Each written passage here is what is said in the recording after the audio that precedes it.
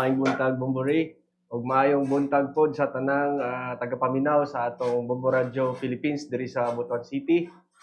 Kauban ako ang akong E7 si Mark Campos. Captain, good morning, sir. Mayong buntag sa inyong tanan nga mga naminaw og ni tan-aw karon sa live sa Bombo Radio. By the way, mga igsoon, no, kung doon na po may mga concern tuod, gusto ninyo pabot nga mga pangutana, kalabot sa mga kalihukan po, no, nga gihimo sa trupa sa 23rd, labi pa kung sakop silang area of responsibility, pwede po mo, no, makapaambit sa inyong mga pangutana diya sa comment section, no, sa atong FB Live. Pwede po, no, nga inyong ipabot, no, tawag mo diri sa atong sibihan. Okay? So, di ta maglangan siguro atong Siron na Colonel Glenn, no? Kumusta ang mga programa, mga kalihukan, no, nga gihingusgan karon sa trupa sa 23rd IB, labi na gyud sir, no, sa inyong area of responsibility.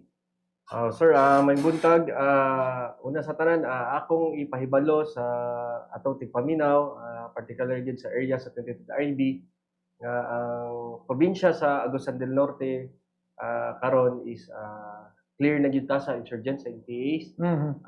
So far, ang last nga atong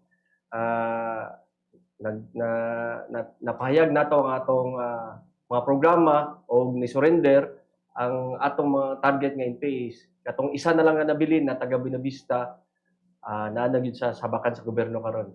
So far karon sa probinsya sa Agusan del Norte, wala na ikalihukan or membro ng NPA nga naa sa kabukiran karon, naa sa ubos. So ang aktibidades naton karon sir is ano na sir, more on sustainment. Sustainment meaning ang atong effort nga gihatag sa mga munisipyo, particularly sa barangay ug mga sityo nga apektado sa insurgency sa una, padayon ang atong paghatag og programa, partner ang atong probinsya ug atong mga munisipyo para maipaabot yun nato ang mga kinahanglan sa mga pumuluyo o komunidad, katong mga ginareklamo nila sa unang panahon ng mga kakulangon sa gobyerno mo na ginahatag o ginapaabot nato sa atong komunidad karon sir para wala na gyud sila maingon sa atong government o wala na gyud gamit og armas batok sa atong gobyerno sir. I see. By the way, Colonel, no, unsay nahitabo karon, no, unsay sitwasyon karon ngadtong mga nag-surrender na nga mga kanhi membro sa pikas sa grupo aron masiguro nga di na gyud ni sila mobalik pa, no, sa kanhi dalan nga ilang gi panubayan, no, si Captain Tampos. Sa karon sir ang mga former rebels nato of ginatawag nato karon sir nga friend rescued nato sir is tagaan na sila sa local government unit, the same time sa provincial government unit sir ng financial assistance. Then the same time sir gina-process po nato karon ang ilahang e-clip para makuha nila tong remuneration sa ilang mga surrendered firearm, the same time sir katong assistance nila dito sa e-clip nato karon sir. Then in relation naman sa mga kaso nila sir, yung surrenderin nato na ano sir is gi-enroll na nato sa amnesty program po sir. So karon sir tanan nato surrenderies is na-enrolled na kasi yung National Amnesty Commission nato sir is nag-close siya yung ano niya sir, yung application is nung March 13 this year lang sir. So happy to inform you sir nga atong mga surrenderies sir is enrolled na dito sir, and together po sir nakakuha na po sila og safe conduct pass kasi kabalom ta sir na namagod sila yung mga cases nga ginaatubang sir sa karon. So gitagaan sila sa National Amnesty Commission sir og safe conduct pass para at least sir makagawas-gawas sila sir nga dili gyud ingon nga magproblema sila nga damputon lang basta-basta diya sir. Kay mao pa na isa sa intervention nato sir, at least nga mapa-feel nato sa ila sir nga nag-back to normal na ilang kinabuhi sir. Dili na ingon nga magsige na lang sila tago-tago sir. Colonel. Sir, so idugang po na ako sir, in relation to safe conduct pass, ang atong manggong mao nang diri sa Agusan del Norte, ang atong mga friends rescued o mga dating nasa pikas, paspas lang surrender diri. So makita nato nga nahurot yun sila kay tungod anang intervention nga gibuhat sa province. It's supposed to be man good pag surrender nila since tas na yung mga cases na pwede gid silang ipriso, pwede silang kuwaon sa atong mga kapulisan. Pero naay intervention na gibuhat ang atong probinsya while waiting for the amnesty from the national government mo nang ginatawag na safety conduct pass. So, ibig sabihin na sir, while we are in process sa ilang mga cases na maklear sila o mapawalang sala sila, kani nga mga kaso in relation ni sa ilang pagrebilde. So, dili labot ang mga kaso na nabuhat nila outside sa ilang pakigbisog sa una. So, while waiting for the amnesty ceremony, ang safety conduct pass, para makalakaw-lakaw sila, kung mo apprehend sila, maipakita nila na they're on process for amnesty, sir. So, in short, doon ay coordination ani Colonel, ang military o ang atong PNP. Yes, sir. Meron po.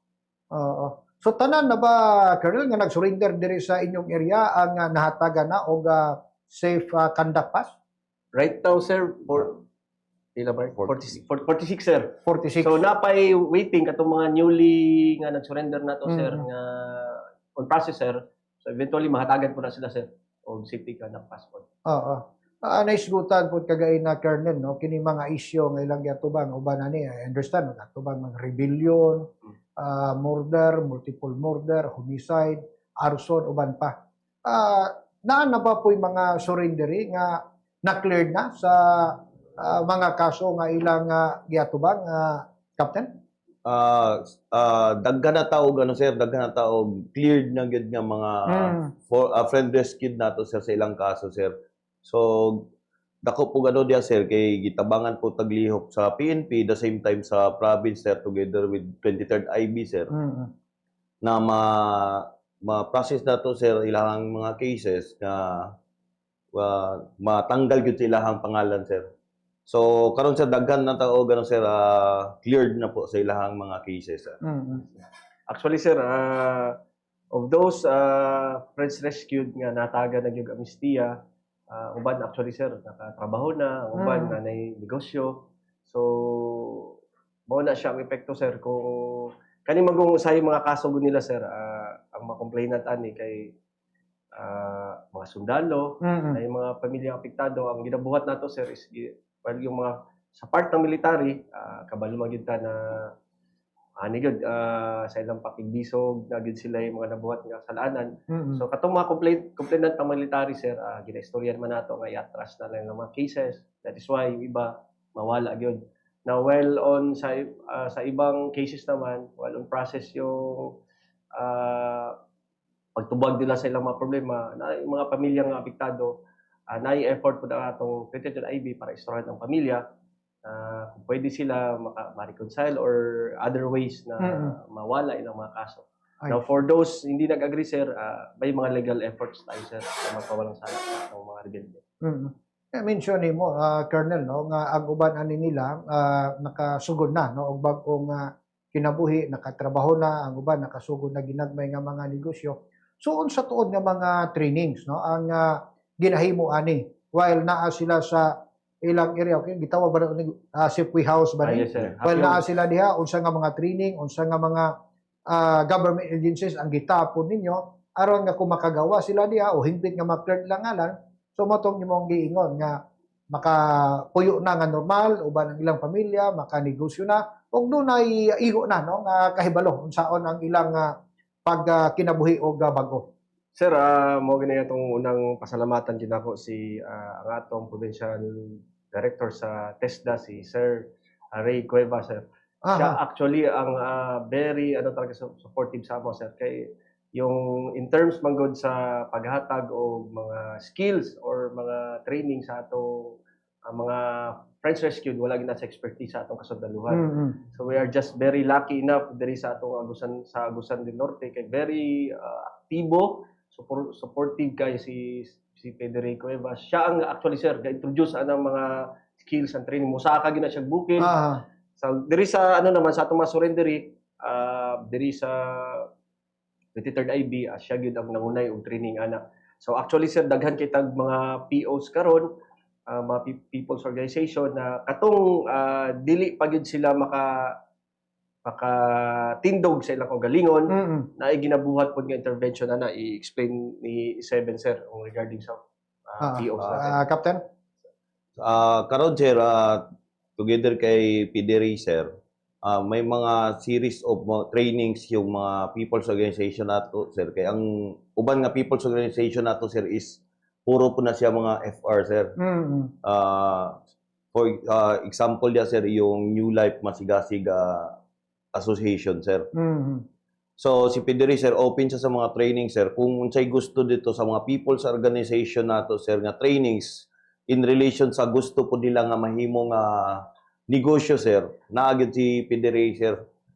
So kay diri sa sir sa 23rd IB sir naami 51 na people's organization nga gihawiran sir. Then 16 sir ang intermediate, which is kailangan pa og sir registered lang siya sir. Pero kailangan pa sa intervention sa government. Pero karon sir is naamo po tay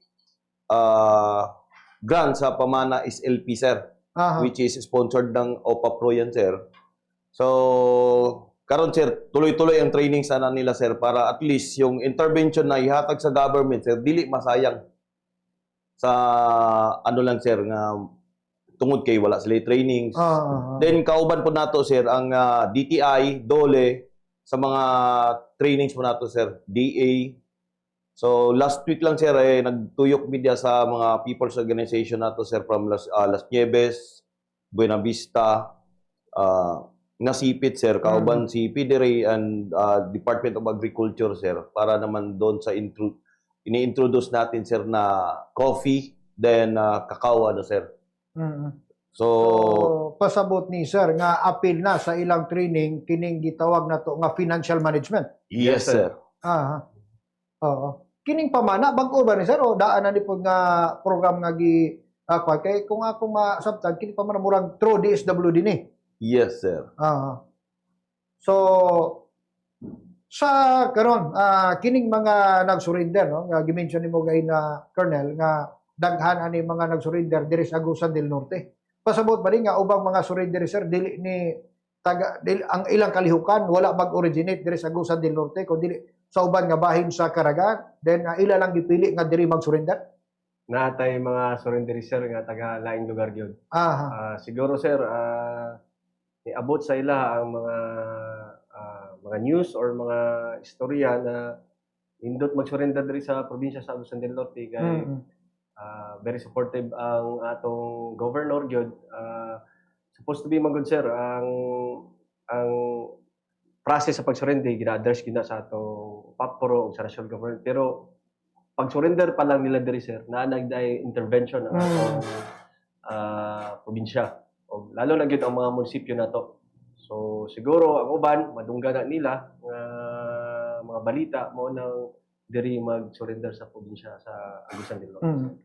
Unsay nakita ni Gov Angel Amante ngano nga siya mismo no nag-initiate ani nga mao nga lakang aron nga mainggan gyud nga mag-surrender ang atong mga friend rescued sir o nga ngano nga wala po ni gihimo sa uban nga mga provincial government provincial LGUs nato.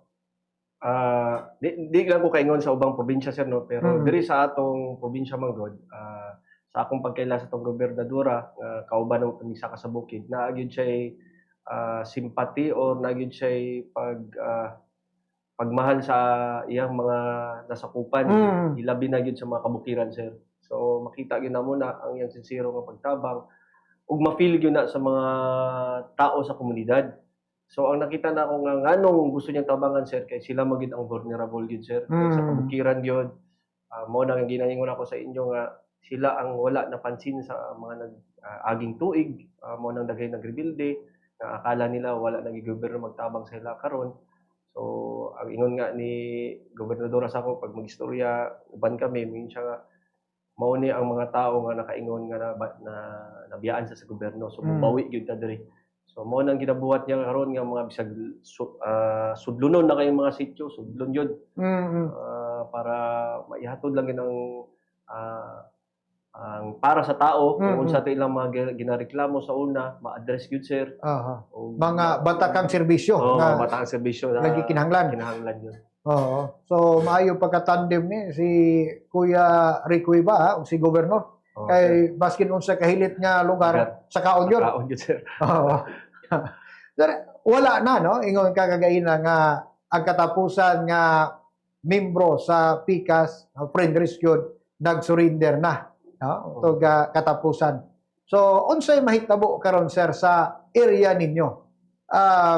Ma-consider na ba ni deklara na ba kani nga kana na ang kuan usa ka probinsya, usa ka lugar nga free sa insurgency? Sir, karon sir, natay effort nga sa ginasugdan sa mga munisipyo o ano ang ginatawag na SIPs, Declaration of SIPs or Stable Internal Peace and Security sa mga Aha. munisipyo. So mo na tong effort karon sir para maipaabot nato sa may pabalo to sa tanang pamuluyo sa probinsya sa Agusan del Norte nga wala lagi armado diri sa atong lugar. Kani man gong kuma-declare na ang SIPs ang isa ka area sir, domino effect na ni sir. Mhm. Mag-improve na ang himtang sa lugar kasi kabalugid ta na pagdili gubot ang lugar manulog na gyud ang mga ano sir, mga business, mga investments lalo na gyud diri sa mga munisipyo nato. So mo na siyang effort nato karon sir.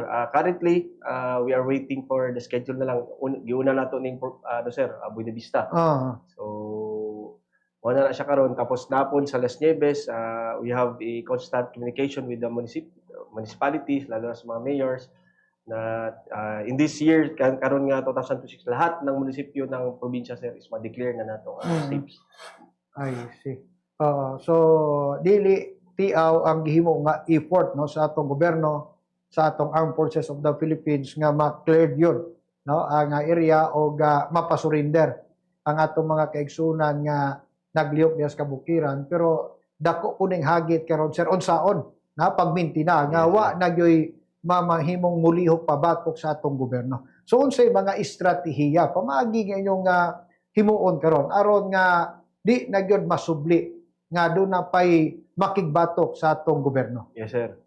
Sir, before ako tubago na sir no, gusto ko ipaabot man sir nga kami dili lang ang mga pamuluyo nato ang makinabang gyud aning kalinaw gyud pati mga pamilya sa sundalo sir.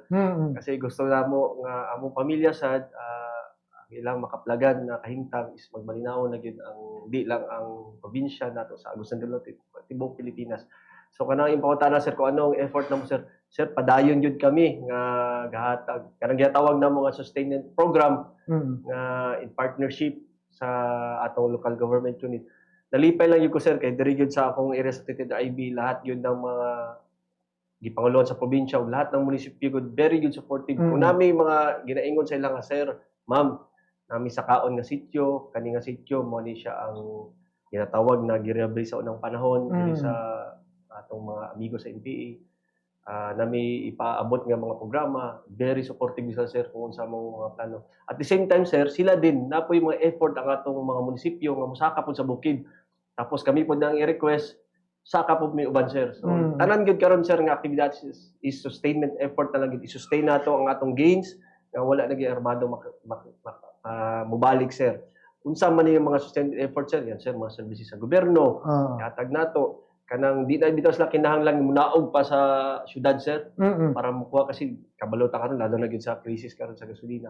Kita na gyud musaka dito sir. At the same time sir natay effort sa atong mga pamuluyo sa atong eskwelahan og mga information drive sir. Di gyud nato ni undangan sir kaning information drive nato nga magpahibalo sa ano gyud sa ideolohiyang komunista unsay kadautan ani unsa po sa side sa gobyerno. So, continuous informing lang kita sa atong mga pamuluyo, sir. By the way, tuod, Sir Glenn, no? Asa, sir, ang area nga sakop tuod sa 23rd IB? Sir, natay ang sakop nato diri sa area sa Agusan del Norte, diri sa east side sa Agusan del Norte, sir. Natay 23 ka barangay. 33 ka barangay. 23, sir. 70 barangays in Butuan, sir. All barangays in Las Nieves, Buena Vista, Carmen, Then, part ng Miss Or, sir, meron tayong Magsaysay, saka 29 barangays po ng Hingoog po, sir. And 1 barangay in Claveria, sir. Napagi-klaberya na kanya usa. Yes, Isa, sir. sir. Isa. Asa inyo utlanan sir nga barangay diri sa Butuan? Ang- Kining Magsaysay?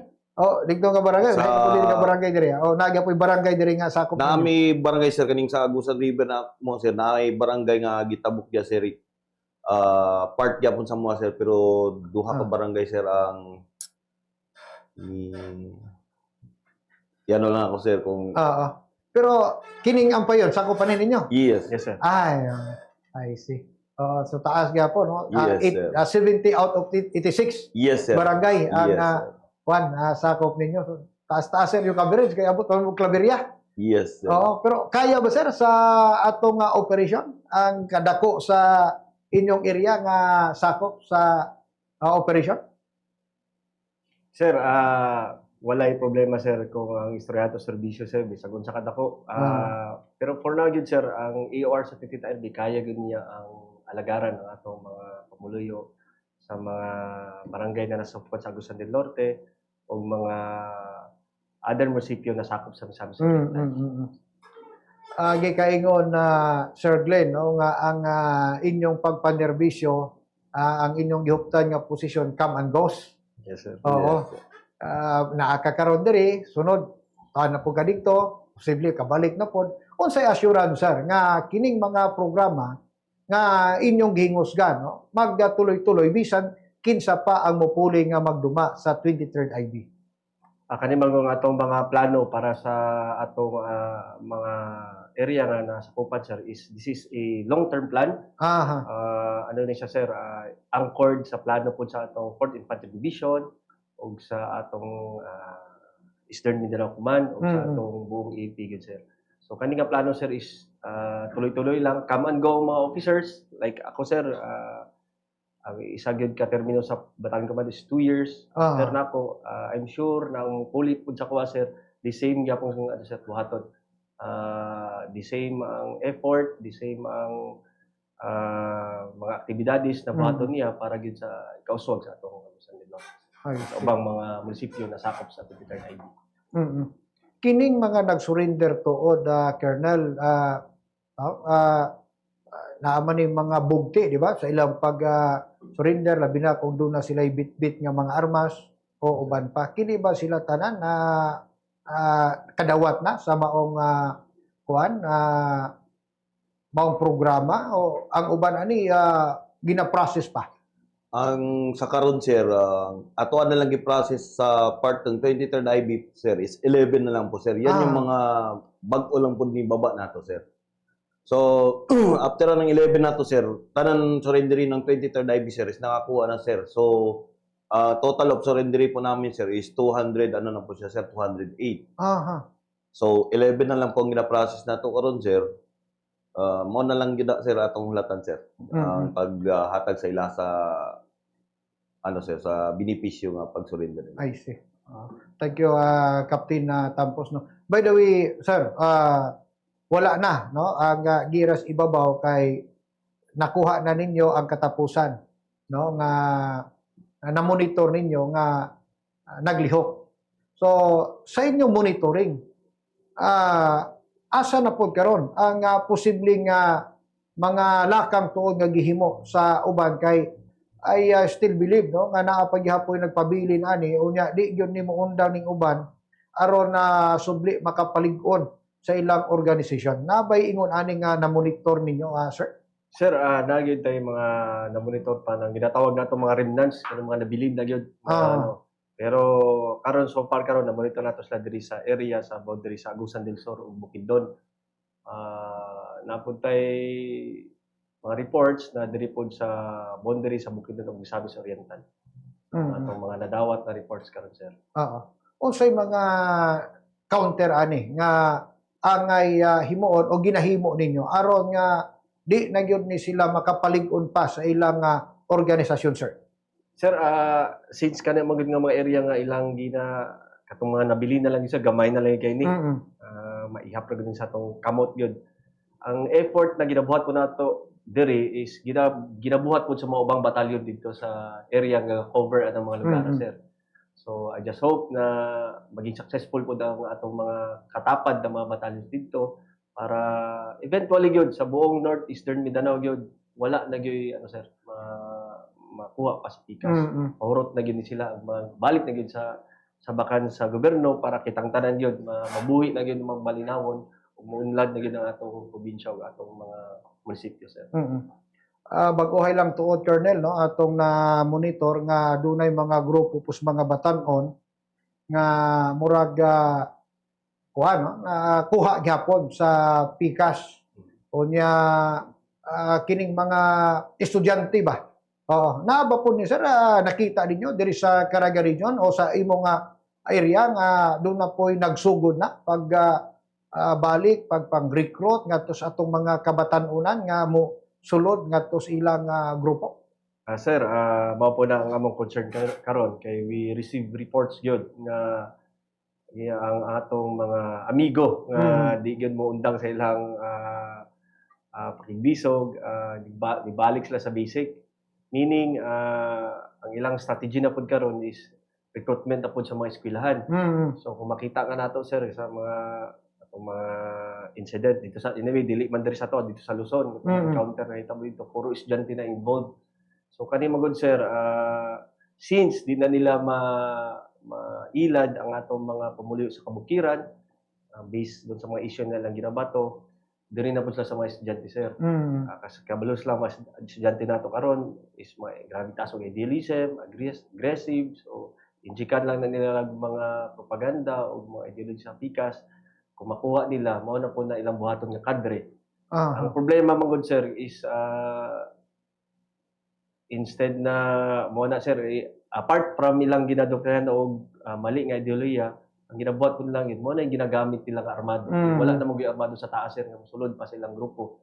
So mo na ang atong mga ginikanan karon akong ginahangyo gyud nga bantayan niyo yung mga estudyante gyud i-monitor niyo sakto kay dili kita kabalo sa lalo na karon sir ang estratehiya is napakasimple na lang yun kay sa una kung i-quorum nila lang ng mga students dali maglisod sila kay kailangan man nila i-face to face yun i-quorum nila mga estudyante so kabalo na sila ng subject kay dali ra man kay na monitor pag wala kabalo naman taon sa pag-counter ana karon na pud ang ginagamit nila sir yung advantage ng technology so naanay mga BTC through BTC doon sila mag-conduct ng lecture.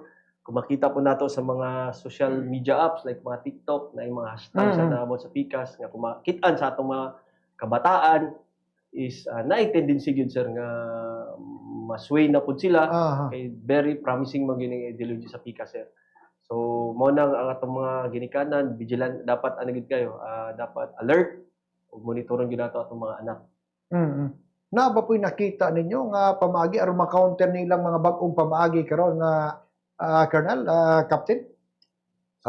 Karon sir, ang isa sa dakong ginabuhat sa Army sir, together sa atong mga partner sir, is yung awareness campaign po nato sir sa ilaha sir. Kasi as ingon tamang batalyon commander sir, ang youth manggod sir is dali ra kay sa maaraw sir. So, ang ginambuhat nato sir is unahan nato ang pikas nga maka-inject sa ila og ideolohiya. Tagaan nato sila og mga lectures, then seminars sir, ongoing ngayon sir ang ano nato sir, ang mga efforts nato sir para mapalayo ginato ang mga kabataan sir sa impluwensya sa pikas sir. Ay, so salamat usap no. Idugang na sir, kuwan mo gani kung maibalaan nyo na ito ang strategy sa pikas, o nang ginatawag na AMO na siya AOM. So, arrows, kung saan pag-arrows sa usa ka utok sa atong estudyante is injikan nilang mga issue gamit ang mga problema sa atong gobyerno karon paano masuko or kay agresibo lagi ang mga bata ma-arouse na sila karon. So after i-organize. So pag-organize na grupuho na tapos sabay-sabay na sila diyan na mosulod yun sir. Tapos kung ma-organize na sila, immobilize din sila diyan. Mao na siya pag-mobilize gamito na ginila ang atong mga estudyante para sa kalihukan. Okay. So lastly, Colonel, no, unsa pay mga paapas na to nga mga pahimangno ngadto sa atong mga katawhan sa atong komunidad aron na hingpit nga tuloy-tuloy na no kining atong gihusgan nga kahapsay o kalinaw aron sa tanan sa manggingon dili lang ang mga sibilyan kundi dili kamo pod pamilya ninyo apil pod nga makabenepisyo sa peace and order nga hingusgan sa atong gobyerno. So sa atong mga katawhan no, kami gihapon sa military dili mi nga katuo nga moabot ni nga panahon nga ma-zero na gyud ang armed group diri sa atong probinsya kay na-assign ko diri when I was a captain sir before ko na battalion commander. I was the operation officer of 4 Offers Brigade sa una. Kung magplano mig operation sir, 30 gyud kadaghan sir. Bisag asa nga lugar unsa mga barangay sa Agusan ang area mo guna mo Agusan del Sur o Agusan del Norte sa una. Pero tigid kadaghan nga maghuna-huna yung nga mahuman pa ba ning kagubot sa lugar kay nay panahon nga mugamay after pila ka tuig mudaghan na pod. So karon sir niabot gyud ang panahon. So grabe gyud ang pasalamat namo. Sabi ko nga sir hindi lang ang mga pumuluyo pati kami na napay pamilya nga gusto magbalinaw ng atong lugar. So kami nanghangyo sa atong pamuluyo nga sana ang atong na-achieve karon na kalinaw sa buong probinsya habangan ninyo dili lang ang probinsya ng Agusan del Norte ang munisipyo sa mga munisipyo na sakop sa Agusan del Norte habangan ninyo ang kapulisan inyong kasundaluhan ug tanang pamuluyo sa Agusan del Norte na ma-maintain nato ang kalinaw diri sa atong probinsya dili na nato ni gubuton gwapo na kay nasugdan ang sunod nato ni mahitabo sa atong probinsya is mag-asenso na gyud ni. Magtuloy-tuloy na gyud ang investment sa atong syudad, sa atong probinsya. Dili na kita ang makinabang ani. Ang makinabang na lang gyud natin atong mga anak, atong mga inyong mga apo nga kani nga generation na umaabot is makatilaw na gyud sila nga mupuyo sa probinsya nga malinawon, walay kahadlok sa buto-buto lalo na sa kabukiran. Walay madunggan na mga patay pa nga lain kay paminawon. So magtinabangay tang tanan sa probinsya, protektahan nato atong mga komunidad, protektahan nato atong mga anak na di na gyud mabalhin or ma-recruit sa pikas para na pod magsugod og bag-o nga generation nga mubato sa atong gobyerno through armed struggle or paghawak og armas. Mabalik na punta sa kagubot very dark era sa atong probinsya sa simula 1980 sir, 1990s hanggang abot na gyud ang panahon gyud nga peaceful na gyud kay ta. So wala na gyud may mabalita na enkwentro sa atong lugar. For the longest time wala na pero sa una gyud halos every other day sir na correct. May simana nga dili wala tay madunggan nga away na mamatay sa sundalo na mga mamatay sa NPA. So mora na mong hangyo sa atong mga pamuluyo, protektahan nato atong probinsya, ang atong komunidad nga dili na gyud masudlan o dili na magsugod og kagubot. I see. Si Captain Mark Tampos, sir. Ang sa 23rd IB sir ang ginaano po namo sir sa part sa giingon po ni CEO po namin sir. Katong sa ginikanan sir nga bantayan gud nila ilang mga anak nga dili gud mapariwala kung ginatawag pa nato sir kay isa gid sa dakong ano nato karon sir challenge sir is yung pag-maintain sa sustainment.